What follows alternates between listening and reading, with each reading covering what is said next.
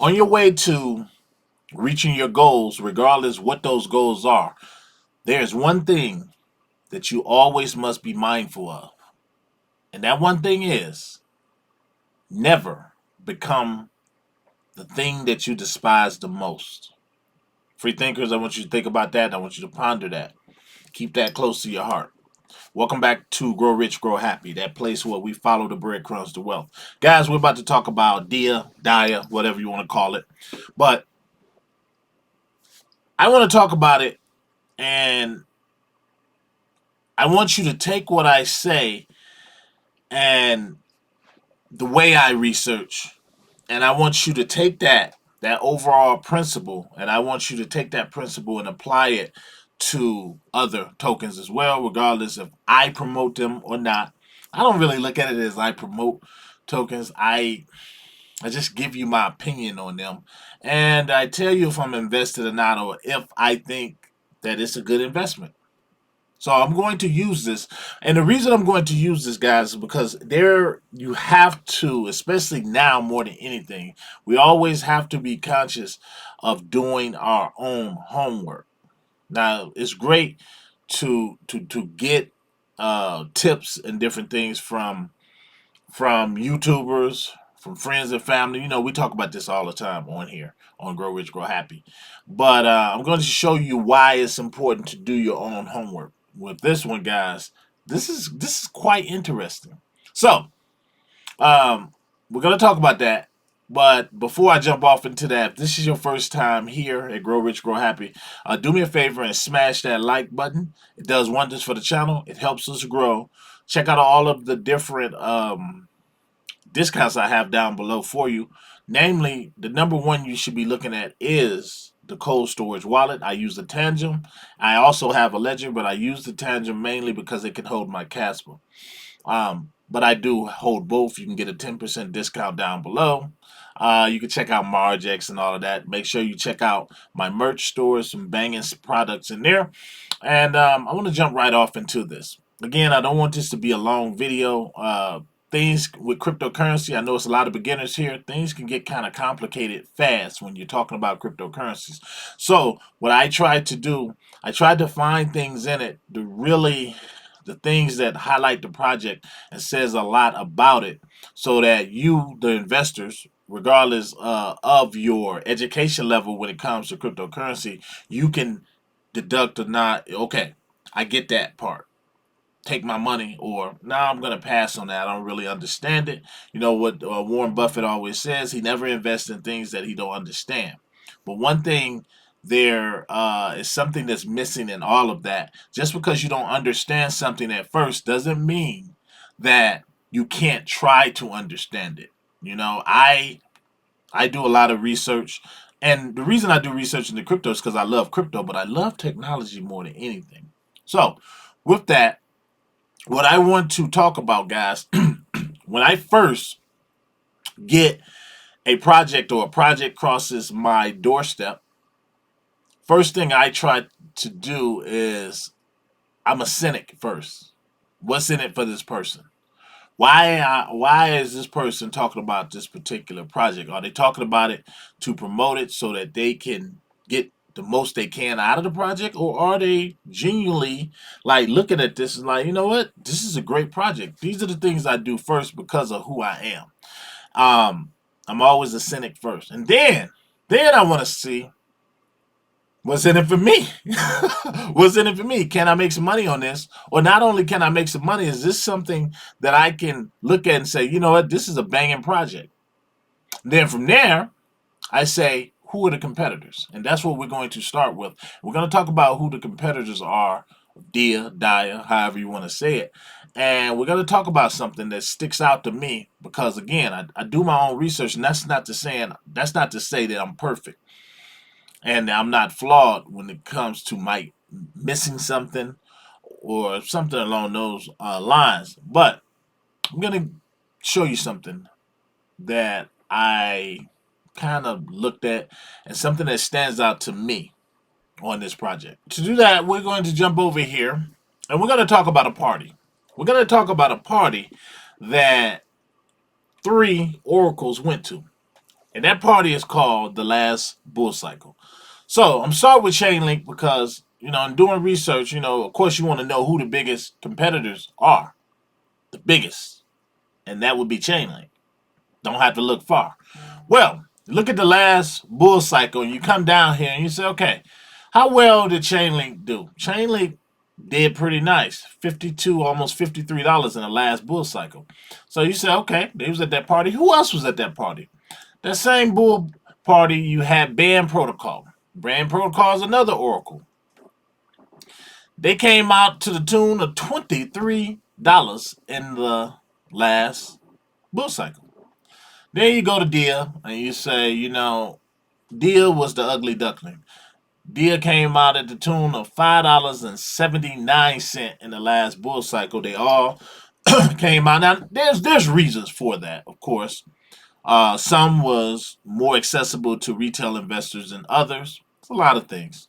But to really understand this even on a deeper level, you have to, and I'm going to get back over here for this, you have to look at it from another standpoint and say, okay, what do they do?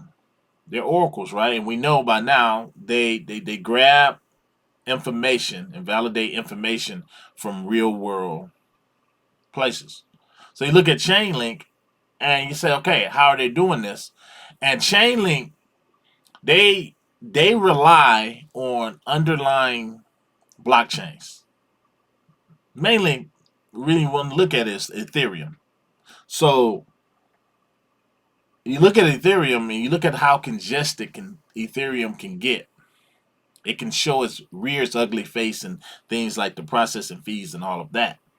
Well, that's a problem. Now you jump over to Band Protocol, same thing, except there's even more because they're going to mimic the the scalability, or shall I say, the speed of whichever blockchain that they're tied to. So if they're tied to Solana or any of these other blockchains, that's the speed that they're going to rely on as far as scalability.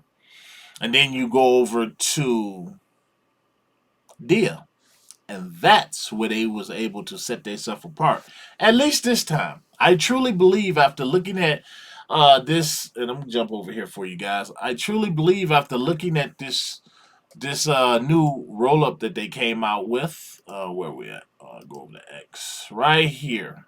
Cross chain oracles Web3 introducing Dia Lumina, the roll up enable oracle. But when I'm looking at projects, I want to see what's what stands out. How is this bull cycle going to be any different than the last time? Because again, we're in this to make money. We're in this to make money, so we need a leg up. We need to know what are they doing that these other ones are not doing. Namely, we was in third place last time. What's going to put us in first place? And I believe, my friends, that Dia Lumina is going to do that. Why? Because it's going to enable Dia to be way more scalable now. They can handle traffic like nobody's business. They can handle the traffic now, and they're more scalable, which is really, really needed right now. I mean, you see it how fast technology is growing. So they need to be scalable in a way that puts them above everyone else, above their competitors who beat them out last time. And I believe that this new Dia Lumina is going to do that for them because I also believe that being that Chainlink and Band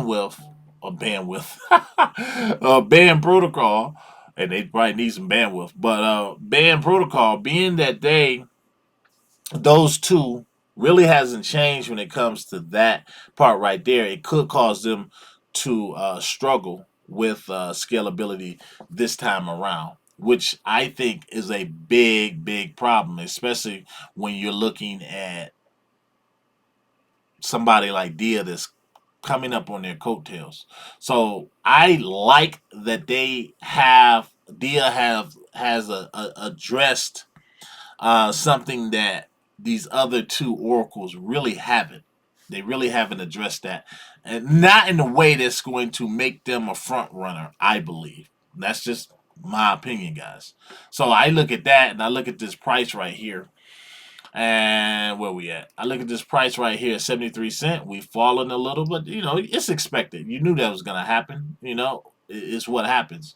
I feel like this is actually a great price because right now we are just at a 81. What is this? A 81 million dollar market cap, guys. I'm telling you, guys.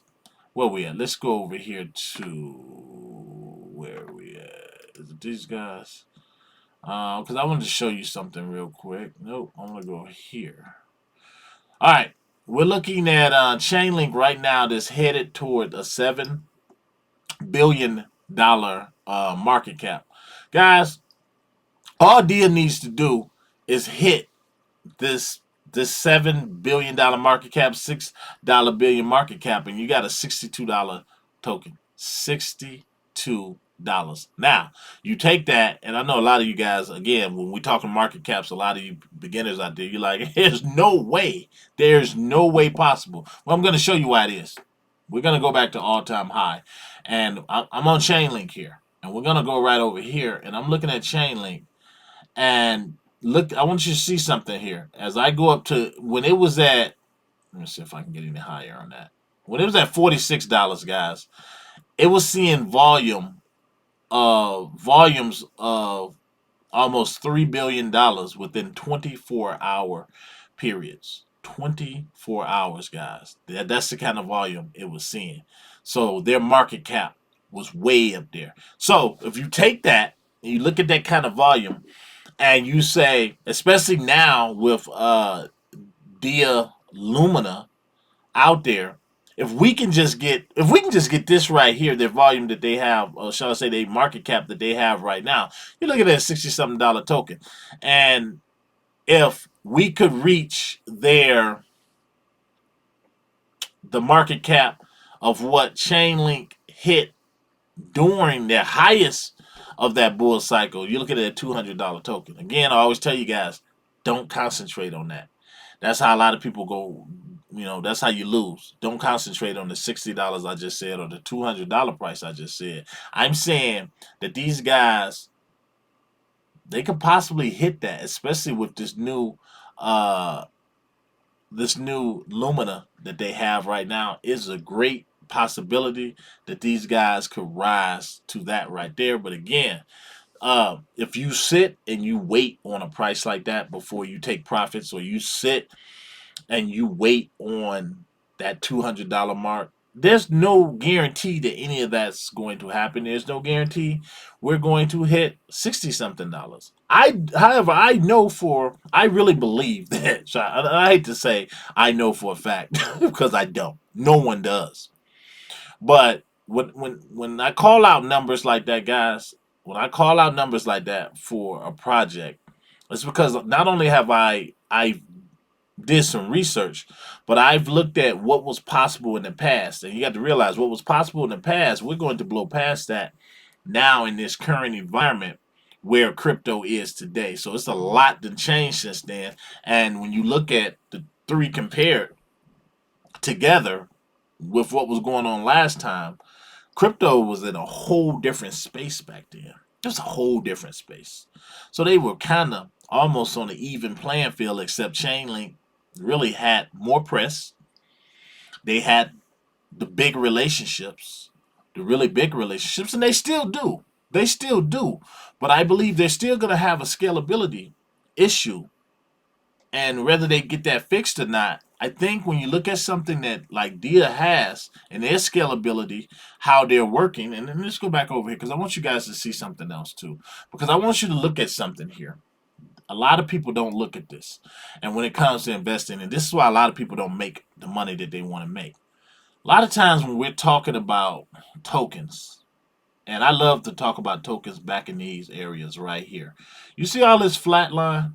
It's just desolate. It's just desolate. This is when the research is important, when things are back here. Because then you're not being flooded with a whole bunch of YouTubers talking about the projects or pumping these projects. You're not being flooded with a whole bunch of paid sponsorships and different things. It's just you and your research, and you have a chance to look in back here and say, you know what, I'm going to I'm going to roll that die because I believe these guys are going to be a contender. These guys are going to be a contender right here. And just even looking at Chainlink, you'd have made some serious money. You would have made some serious money. So you look at Dia, and you look at where it is right now, guys. You look at where it is right now, and I think they have a really solid chance of making some serious market cap. Now I'm saying that if they can just get to where Chainlink is right now, you're looking at 60 something dollars. That's big change. Now that's life changing money for people who get in like right now. People who get in right now, that is life changing money. Again, you have to do your own research though. You have to do your own research and approach all of these projects like a Senate. You seriously have to look at them and say, yeah, whatever. Let me figure out what's let me find something in this project that sticks out to me because that stuck out to me. That stuck out to me for this project, but that's not to say it's not going to stick out for you guys. And I think you have to first seek to understand the investment that you're getting yourself in. You have to understand it somewhat. You can't rely on other people to research for you. So just do a little research. It's not hard. I've shown you guys many times how to do it, but you have to make it understandable for you. So I like it. Again, I still like this project. I like this project, and I'm gonna keep researching it because the cynic in me, I have to see. Could I be wrong? Could I be wrong? So yeah, I'm always turning over stones, rocks, whatever, to find out is this a good project. And I think you guys should do the same. To the next one, I'm out.